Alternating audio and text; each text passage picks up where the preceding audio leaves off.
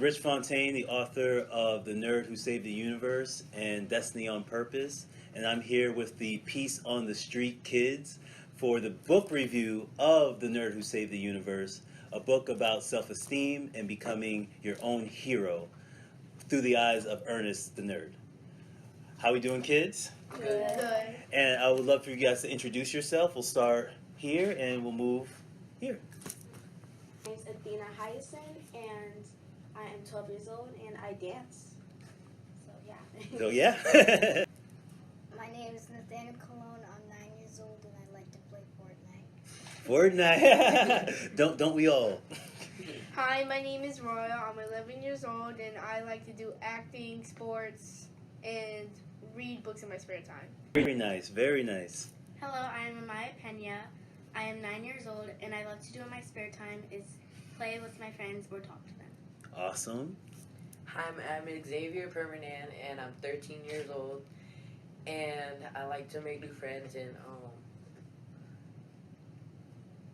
play games. Play games. Awesome. So I'm here today for you guys to ask me questions about the book. Not every day you get to meet the author of a book that you've read. So take advantage and ask me anything that you like about the book, about myself, and about the entire process. So we can go, we'll start from this end and go this way. So, so you end it and you start. So when do you think that you'll be making the movie? Wow, that's a great question.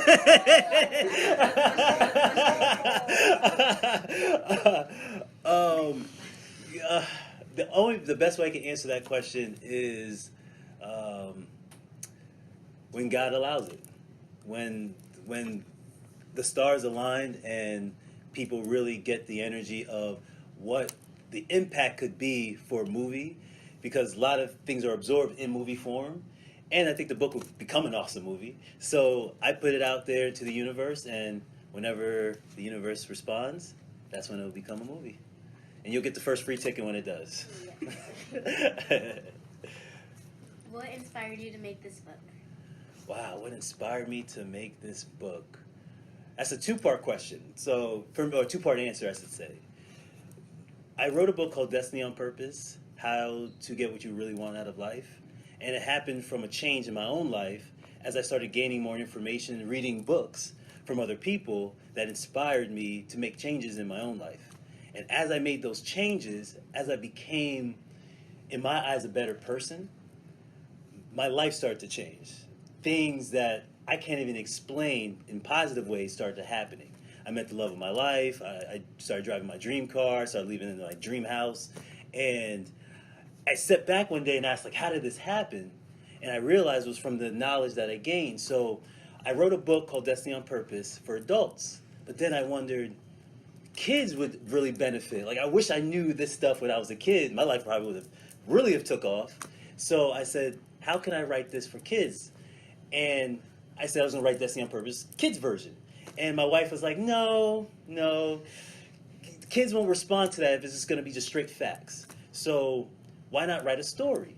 And I said, okay, what would be a cool story? And I remembered myself when I was in middle school and how awkward it was for me.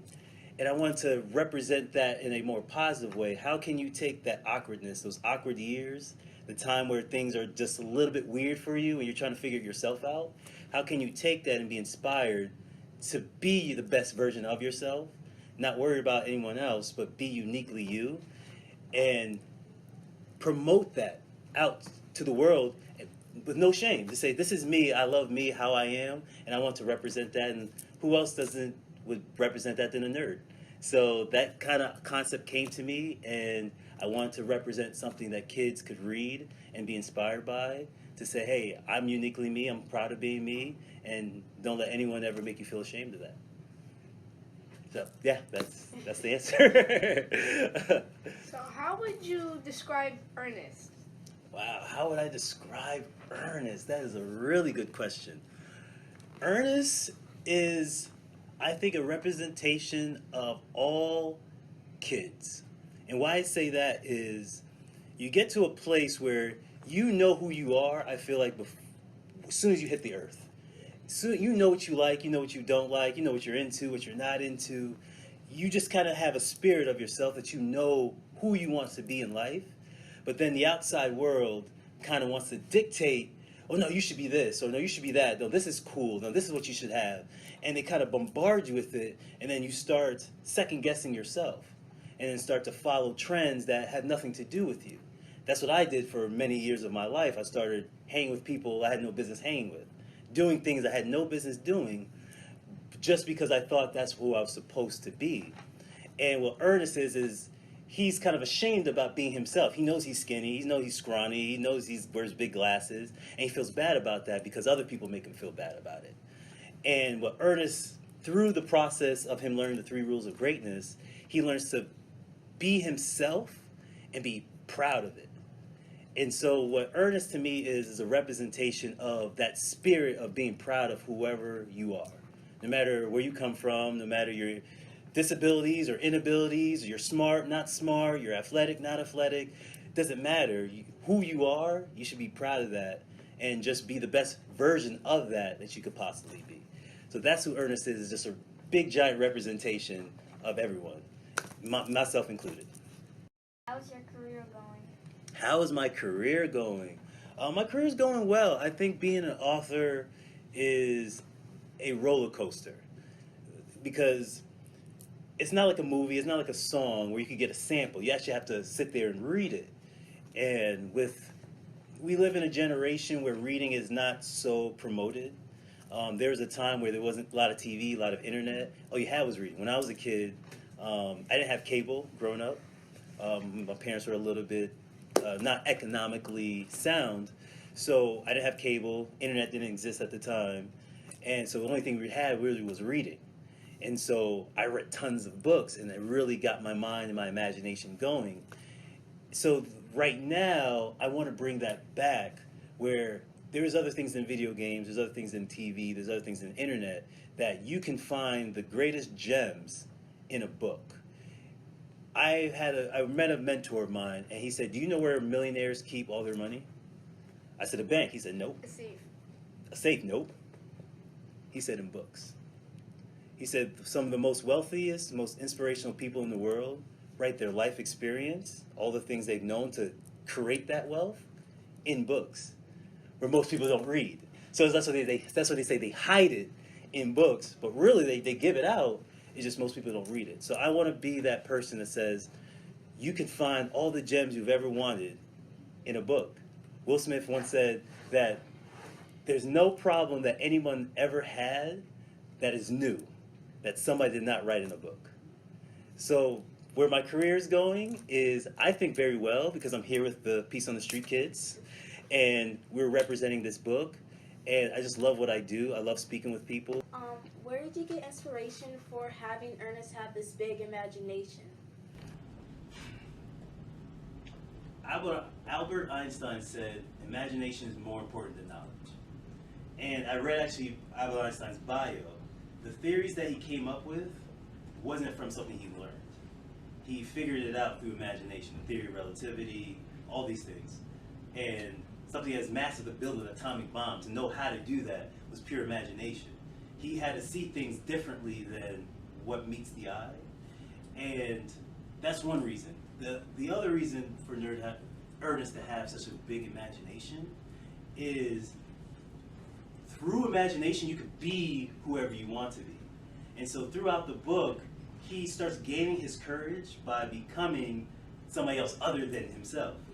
So he gains his courage by using people he idolized and channeling them, in a sense, to get that bravery.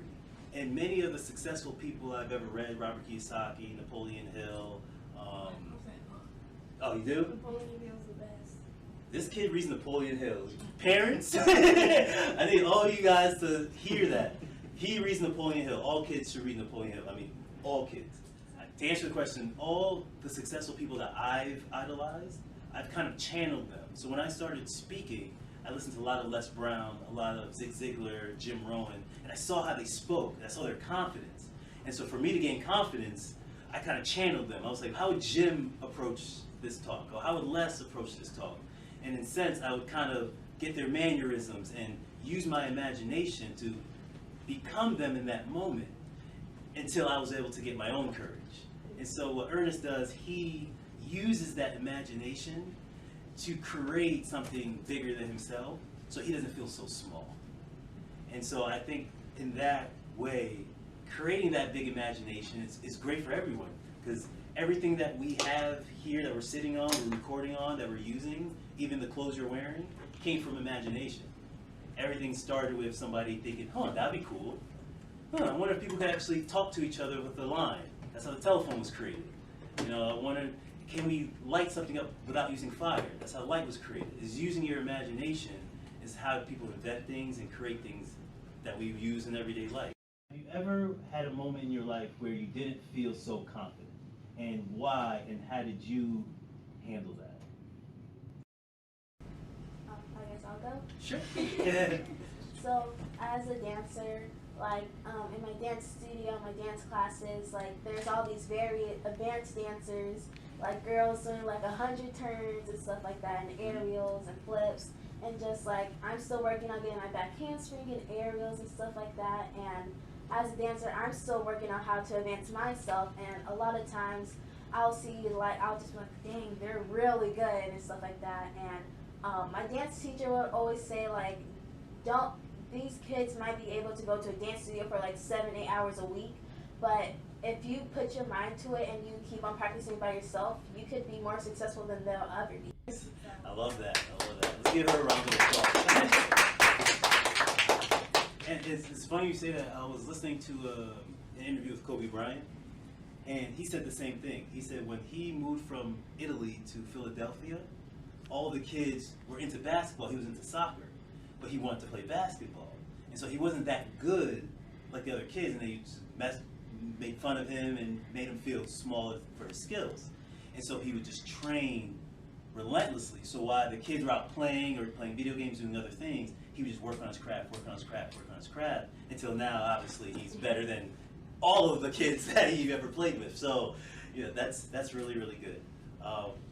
Second question, in reading the book, did you find any relationship between you and Ernest the Nerd?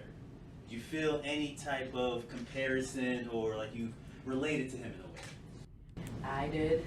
I really did. Because when I was in elementary school, I had these 3 people, or 2, that kept on picking on me because of my weight and the way I act. I was so upset. So I just kept on telling people, and they said, like, I don't know what to do. So I just went home, felt upset because I couldn't tell anybody. I couldn't tell my mom because I don't know. And then afterwards, one of them moved away, and then they felt like lonely and sad, but they felt small. Yeah. So when I came back, they really they got mad and everything. I was like, "Are you okay?" and then when I moved from there, they moved to the same school, but they were like, I was just stop messing with you because everybody else should move away from me. So I was like, okay, I'll take that. It kind of fizzled out on its own. That's really cool. And when I was a kid, I kind of had the same type of experience. I was bullied. So I grew up in Waterbury, Connecticut, where it was a little tougher area, where a lot of the kids did not have fathers, did not have good role models, and so especially boys, we had to be the tough guy. So every boy, imagine you're in a bunch of places, nobody's soft, everyone's tough. And so if you come a little bit soft, you're the first direct person they want to see. I was blessed to have my father in my life and my mother. And so I kind of had a little softness in me. I had compassion and everything like that because that's what they instilled in me. And so they would bully me. And I didn't want to tell my dad because I told my dad one time, and he said, okay, let's go see the parent. I said, no, we can't. No. And I was like literally in the car with my hoodie on. I'm like, and he's like, no, let's go to the kid's house. And because it was one of those things where you just didn't snitch, I guess, or you didn't tattletale. And so it was very hard to go through that because you can't say anything to people. But always know there's somebody that you can talk to. And just know within yourself that if you don't feel small, they can never make you feel small. You know what I mean? That's one thing I learned later actually in life, but I learned I only felt small, or I only let them make me feel small because I allowed them to make me feel small. But as long as I feel big, it's like they can't even penetrate. They're like, yeah, you know, this is not even message. It's like, not even realize subconsciously, they're like, we just gonna leave them alone. Because I had that confidence in me where whatever you say doesn't really bother me because I know who I am and I know what I represent. And kids will do that, people in general, just even you'll realize as adults, they'll try to project their insecurities onto you. So they'll say, if they can't think they could do it, they'll say, oh, well, you can't do it. Jay-Z said this in an interview once that his uncle wanted to be a rapper a long time before he did.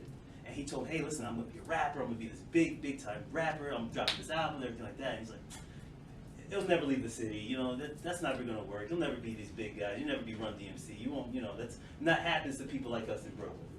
And obviously, Jay-Z is one of the greatest rappers to ever touch a microphone. But he talks about that because he says his uncle had his own failures, so he tried to project that onto him. But the smartest thing he ever did was not listen to it. He says, hey, this is what I want to do. This is my passion. This is what I'm going to do. And he did it, and he did it in the grandest way, just to have that confidence in himself. So thank you for answering that. Round of applause. Cool. So I won't put anybody on the spot, but this is probably a question if you finished the book. Did the ending surprise anyone? Like how the book ended, did anything come as a surprise? Like, wow, I'm really cool how he kind of gained that confidence and defeated the bully. It was really cool that he that stands up by his next door neighbor that he liked, Mm-hmm. and then the bullies stopped like picking on him, and then they became friends. Yeah. And that happens a lot. There's people that at first they'll think some way about you until you prove and until you show who you really are. People like it's like a respect. It's like the respect you have for yourself. People just automatically get that respect to you because you respect yourself. The end inspired me because it reminds me to always be strong and always stay on my confidence level. Yes, absolutely. That's one thing I've learned in my life later in my life is to always be strong. Because life will never give you anything that you cannot handle. That's one thing I learned. Life will never give you anything you cannot handle. So if it's coming to you, that means you can handle it. You just got to be strong enough to know that and take it head on. All right, so last question I'll ask. What will you do now in the future after reading the book to feel more confident, to have more self-esteem, to feel better about yourselves?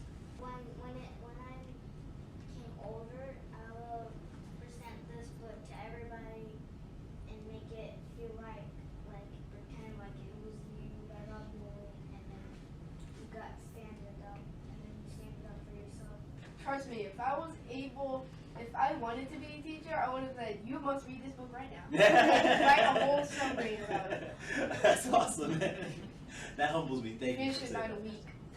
Yeah, your mom was telling me, and that really humbles me. Thank you for that, man. I'm very long-winded, but I'm very descriptive in my writing.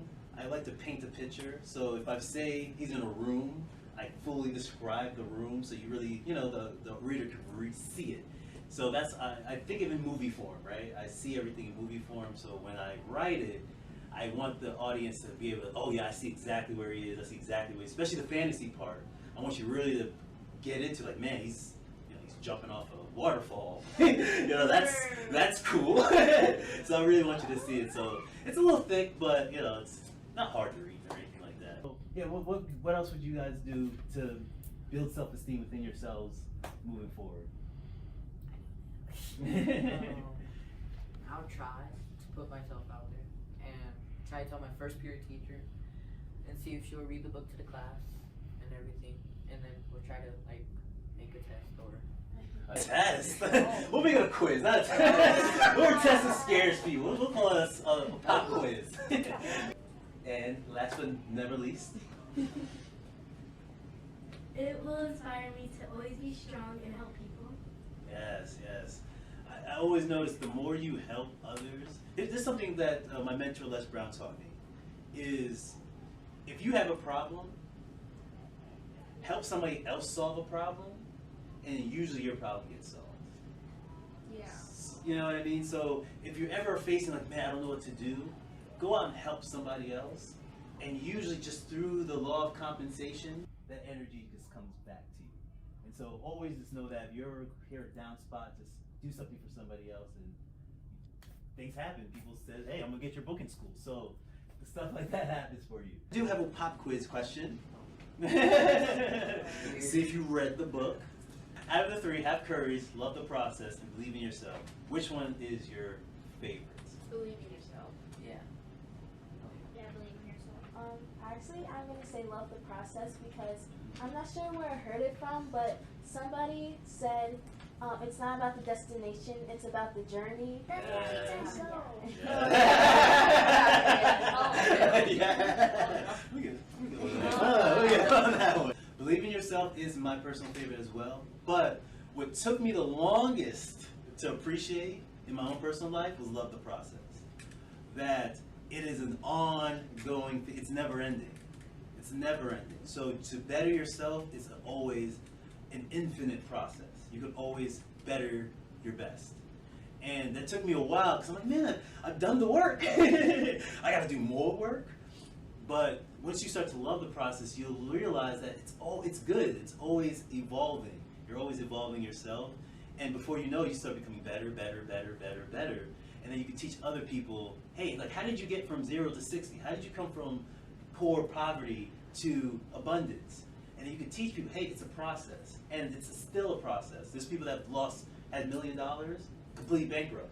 But were able to do it again, get that millions in within a year, because they knew the process. It wasn't like, oh, woe is me, I lost the money. It was, well, I guess we're doing this again. So that process is when you could love that, you're unstoppable. There's nothing in your way. So I appreciate you kids.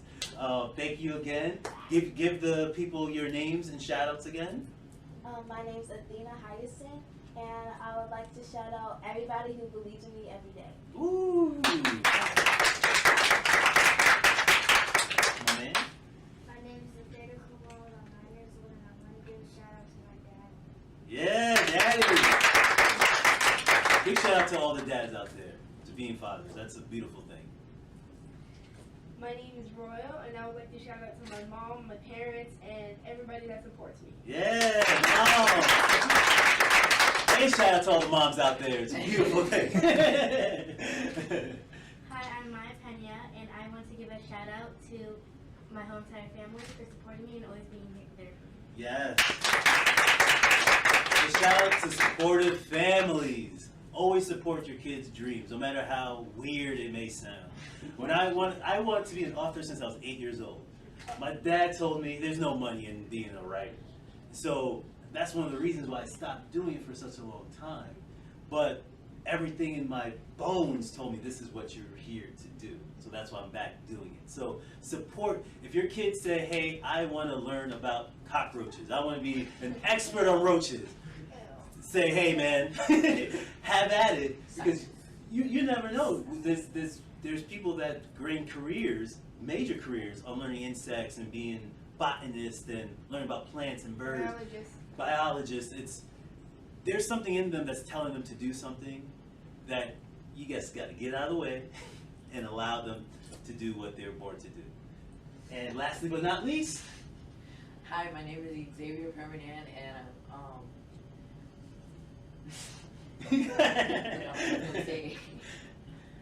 name, age, shout-outs. Oh, and I like to shout out to my mom for bringing me here and everyone else that's watching. Shout out to moms for bringing them here. Shout out to all the moms that have cars that can drive to places like this. Hey, I thank everyone for taking your time for watching this. This means a whole lot to me. I'm very humbled by it. This book meant the world to me to write because I knew what it represented. And it's fun. It's a place where kids can expand their own imagination while watching, some kid expand his own. And I think books is the way to prosperity. of every millionaire, every successful person I've ever spoken to has told me, Rich, if you want to be successful, leaders are readers.